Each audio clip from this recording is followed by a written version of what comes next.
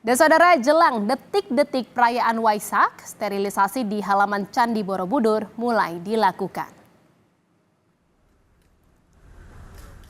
Pembatasan terhadap wisatawan sudah mulai diberlakukan seperti dari kunjungan naik ke struktur Candi Borobudur maupun di lapangan Kenari yang menjadi tempat pusat ibadah. Diperkirakan akan ada 25.000 umat Buddha yang akan mengikuti perayaan Waisak, namun hanya 5.000 umat yang diperbolehkan berada di zona 1 lantaran pembatasan.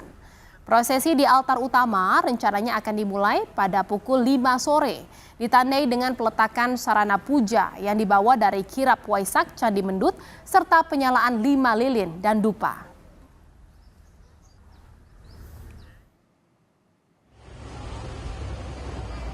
Sementara itu umat Buddha akan melakukan kirap Waisak dengan berjalan kaki sejauh 3,5 km dari Candi Mendut menuju Candi Borobudur.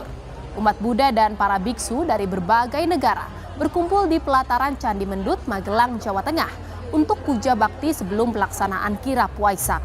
Sebelum berjalan, 14 majelis agama Buddha membaca parita, mantra dan doa-doa secara khusyuk di depan altar pelataran Candi Mendut dipimpin para biksu dari berbagai dewan sangha perwakilan umat Buddha Indonesia. Perjalanan membawa berbagai peralatan Waisak seperti relik Sang Buddha, air berkah, api dharma dan kitab suci Tripitaka. Dan saudara, informasi selengkapnya terkait dengan perayaan Hari Raya Waisak, kita akan bergabung dengan jurnalis Kompas TV Triksi Valencia di Magelang, Jawa Tengah. Selamat siang menjelang sore, Triksi. Apa rangkaian acara yang sedang berlangsung saat ini di sana dan bagaimana persiapan puncak acara Waisak? Iya Dian, saat ini memang yang sedang berlangsung adalah kirap Waisak dari Candi Mendut menuju ke Candi Borobudur. Kalau tadi kami melihat di layar LCD yang memang sudah terpasang di tempat ini, masih dalam perjalanan dan nantinya akan menuju ke Candi Borobudur untuk meletakkan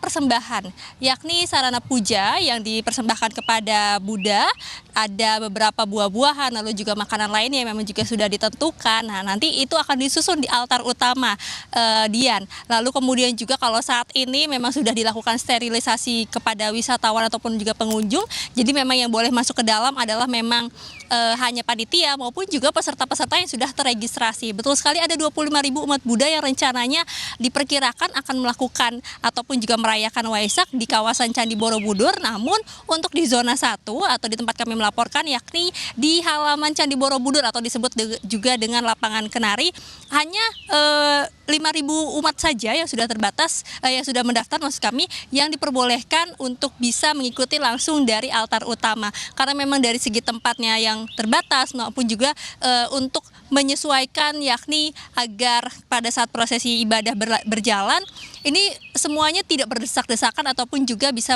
melaksanakannya dengan secara hikmat dan juga dengan nyaman. Jadi kalau saat ini kondisinya, Dian, memang sudah ada beberapa umat yang datang ke tempat ini. Dari tadi kami melihat ya, sejak siang tadi sampai saat ini masuk, lalu kemudian mereka langsung duduk di area yang memang sudah disediakan dan juga melakukan meditasi. Ada beberapa rangkaian yang dilaksanakan, Dian. Kalau misalnya tadi setelah melakukan atau meletakkan sarana puja di altar, nanti ada lagi penyalaan lilin dan juga penyalaan dupa. Ini menjadi momen ataupun juga penunjukan bahwa upacara ini dimulai. Lalu kemudian nanti akan ada sambutan, ada doa-doa, termasuk juga nanti akan melakukan meditasi kembali. Meditasi nanti akan ada arahannya kepada objek siapa yang atau apa yang akan dilakukan meditasi, termasuk juga nanti kita bisa melihat adanya pradaksina, yakni kegiatan melakukan pengelilingan atau ini adalah penghormatan di Candi Borobudur sebanyak 3 kali. Nanti akan melakukan keliling begitu ya, secara arah jarum jam, nanti dipimpin oleh biku. Lalu kemudian juga nanti akan dilihat terkait dengan doa-doa dan juga harapan yang diungkapkan ataupun juga dilayangkan bagi umat Buddha yang ada di sini. Nah, kalau misalnya selain di tempat ini juga ada pelepasan lampion di 2 tempat, yakni ada di lapangan Marga Utama dan juga di Taman Lumbini. Diperkirakan akan ada sekitar 3.000 peserta yang memang juga sudah melakukan pendaftaran karena memang antusiasnya juga bukan hanya dari masyarakat di sekitar Jawa Tengah saja ataupun juga di Magelang, tapi juga bahkan ada yang dari luar kota ini sudah memesan tiket ataupun juga mendaftar untuk menjadi peserta pada saat pelepasan lampion.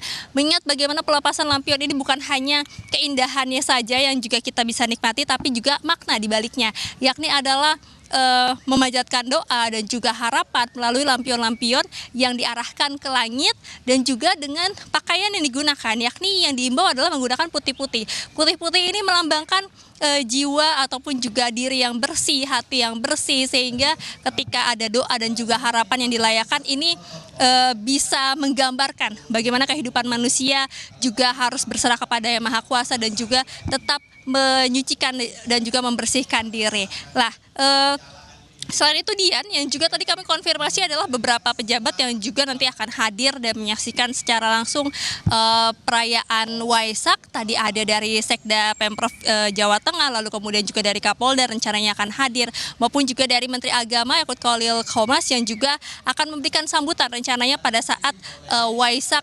berjalan, atau ini dimulai sekitar pukul 5, jadi sekitar pukul 5.30 atau pukul 6 ini akan ada sambutan-sambutan yang diberikan pada saat detik-detik puncak Waisak 2568 Buddhist Era. Dian. Terima kasih atas laporan Anda jurnalis Kompas TV Triksi Valencia dari Magelang, Jawa Tengah terkait dengan persiapan perayaan Hari Waisak di sana. Terima kasih, selamat bertugas kembali.